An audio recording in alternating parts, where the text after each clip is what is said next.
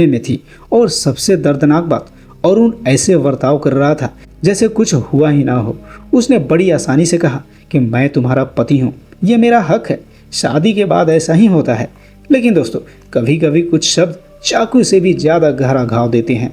पूजा का दर्द फट पड़ा। वो रोते हुए चिल्लाई, ये हक नहीं है, तुमने मेरे साथ गलत किया है। ये सुनते ही अरुण चौंका जरूर, लेकिन शर्मिंदा नहीं हुआ, उल्टा उसका अहंकार जाग गया।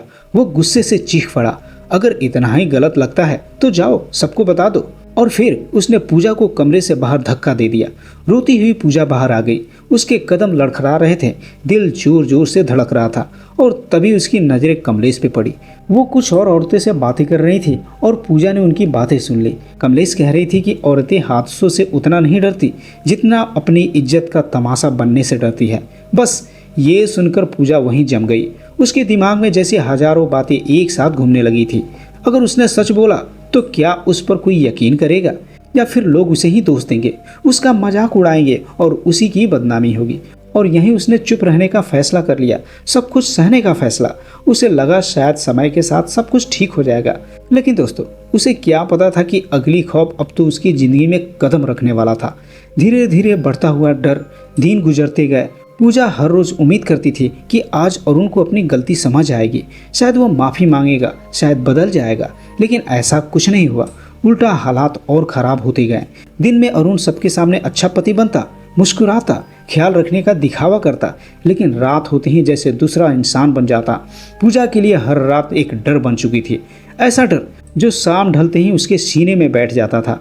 वो हर समय सहमी रहती थी और घबराई रहती थी और बिल्कुल टूटी हुई रहती थी।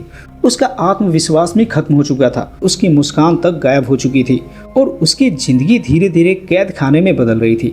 फिर एक रात हालात इतने बिगड़ गए कि पूजा पूरी तरह से डर गई। वो भागकर बाथरूम में घुस गई, अंदर से दरवाजा बंद कर लिया। रोते हुए बार बार कह रही थी कि प्लीज मुझे छोड़ दो, मेरी तबीयत ठीक नहीं है। लेकिन बाहर खड़ा अरुण चुप नहीं था। और फिर उसने ऐसी बात कही जिसने पूजा की रूह तक हिला दी। उसने दरवाजे के बाहर से कहा कि मुझसे झूठ मत बोल, दरवाजा खोल, मुझे खुद चेक करना है। एक पल के लिए पूजा की सांस रुक गई। उसे समझ आ गया कि सामने खड़ा इंसान उसकी बात सुनने वाला नहीं है, उसकी तकलीफ समझने वाला तो बिल्कुल नहीं है, उसकी ना की कोई कीमत ही नहीं है। वो पूरी तरह अकेली पड़ चुकी थी, बिल्कुल एकदम डरी हुई और टूटी हुई। और उसी डर, भयंकर और निराशा में उसका दिमाग काम करना बंद कर दिया। उसे कुछ समझ ही नहीं आया कि क्या करे। उसने एक ऐसा कदम उठा लिया जो उसकी जिंदगी को हमेशा के लिए बदलने वाला था। उसने अपनी कलाई काट ली बाथरूम के अंदर ही।